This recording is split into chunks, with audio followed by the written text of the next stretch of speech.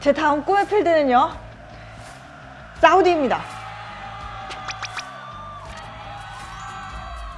안녕하세요. 어예진의 머니 이슈 어예진 소장입니다. 축구를 잘 몰라도 이 이름은 모를 수 없죠. 호날두 그리고 네이마르. 호날두가 올해 1월 먼저 사우디아라비아 리그로 이적했고, 최근에는 네이마르도 사우디 리그로 옮겼는데요. 이적을 하면서 연봉이 많게는 10배가 뛰었다고 합니다. 네이마르는 하루에 버는 돈만 6억 원이라고 하는데요. 치킨이 그럼 몇 마리야? 왜 사우디아라비아는 이렇게 거금을 주고 스타 선수들을 잇따라 영입하고 있는 걸까요? 오늘은 사우디아라비아의 스포츠를 향한 욕망에 대해 이야기 나눠보겠습니다.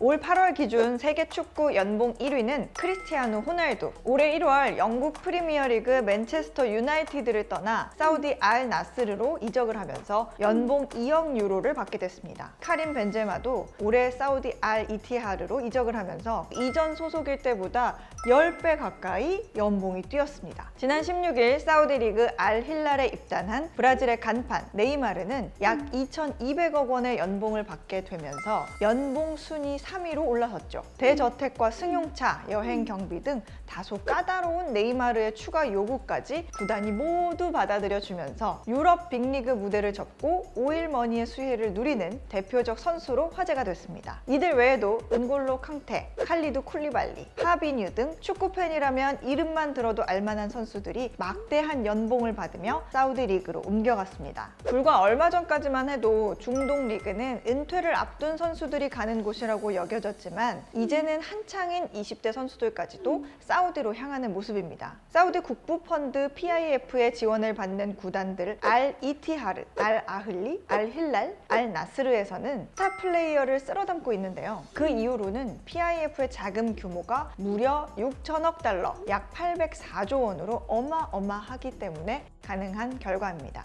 우리가 잘 아는 유럽 구단들은 소득 대비 지출 규모를 제한하는 재정적 페어플레이 준칙을 두고 있는데, 반면 사우디에는 관련 규정이 없어 선수 영입을 위해 무한으로 자금을 댈 수 있는 구조라서 스타 선수 영입에 더 힘을 쏟을 수 있는 겁니다. 전 세계 축구 선수 연봉 탑 10 중에 8명이 사우디 리그에서 뛰는 선수들인 걸 보면 오일머니의 축구 장악력을 새삼 실감케 합니다. 재밌는 건 이런 상황을 가장 불쾌하게 생각할 대상은 유럽 축구 클럽들인데요. 오히려 유럽 내부에서는 전성기가 지난 많은 선수들이 여전히 고액 연봉을 받는 경우가 많은데, 사우디 리그가 오히려 유럽 리그의 이런 고민을 해결하는 데 도움을 주고 있다는 평가도 있습니다.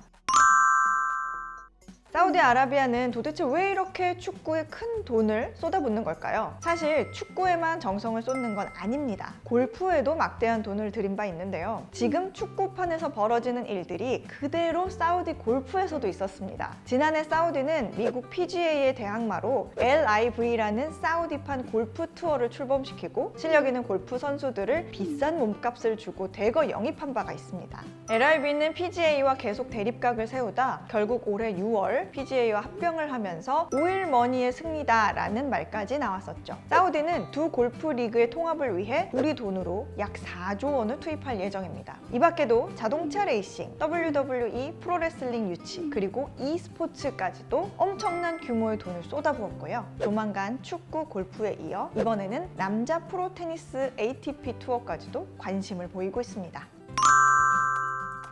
사우디가 이토록 스포츠에 적극적인 이유는 먼저 모하마드 빈 살만이 2016년에 내건 비전 2030에서 찾을 수 있습니다. 비전 2030은 사우디가 석유 고갈 이후를 대비하자는 목적으로 산업 다각화를 해보자는 국가적 프로젝트인데요. 더 이상 오일머니에 의존하지 말고 우리도 관광, 투자, 그리고 스포츠 산업을 개척해서 나라가 돈을 버는 경제 구조를 새롭게 바꿔보자는 겁니다. 이를 위해 스포츠를 포함한 많은 정부 산하의 산업들을 민영화시키는데요. 기존의 정부 산하였던 축구 클럽들이 민간 기업을 통해 운영이 된다면 보다 적극적인 투자와 수익 창출, 그리고 수준 높은 스포츠 환경이 조성될 수 있기 때문입니다. 민영화된 축구 구단이 많아지고 이들로 구성된 리그에서 스타 플레이어들을 뛰게 한다면 중계권도 잘 팔릴 것이고 시즌마다 경기를 보러 오는 관광객도 늘어날 겁니다.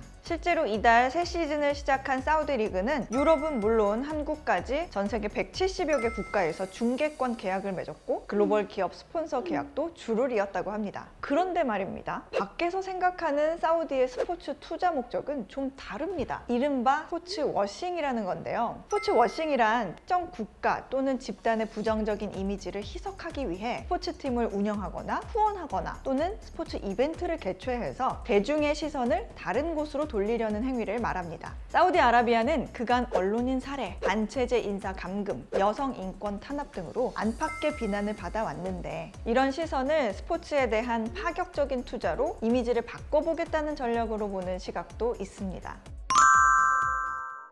사우디에게 축구가 새로운 산업 전환을 위한 수단이듯이 천문학적인 자금이 투입되는 신도시 네옴시티도 사우디가 근본적인 산업 구조를 변화시키려는 비전 2030 정책 중 하나입니다. 산악관광단지, 첨단산업단지, 그리고 주거단지 이렇게 세 곳을 짓겠다는 건데요. 이 중 서울의 40배가 넘는 주거단지인 더 라인을 짓는 데만 우리 돈으로 약 1,400조 원이 들어간다고 합니다. 현실 가능성이 없다는 평가도 있지만 도시 인프라는 물론이고 인공지능, IT, 자율주행, 친환경 에너지 등 다양한 분야에서 폭넓은 사업 기회를 기대하는 전 세계 기업인들이 수주 기회를 노리고 있습니다. 우리나라 기업들도 참여하기 위해 상당한 공을 들이고 있는데요. 지난해 무함마드 빈 살만 사우디 왕세자가 방한했을 당시 이재용 삼성전자 회장을 비롯한 기업 오너들이 그를 만나기 위해 총 집합할 정도였으니 어느 정도 짐작이 가시죠? 이미 삼성물산과 현대건설은 지난해 컨소시엄을 구성해 1조 3천억 원 수준의 네옴시티 더 라인의 터널 공사를 수주한 바가 있습니다. 이 밖에도 친환경 차량, 고속철도 등 한국의 제2의 중동 붐을 기대하는 사람들도 있습니다.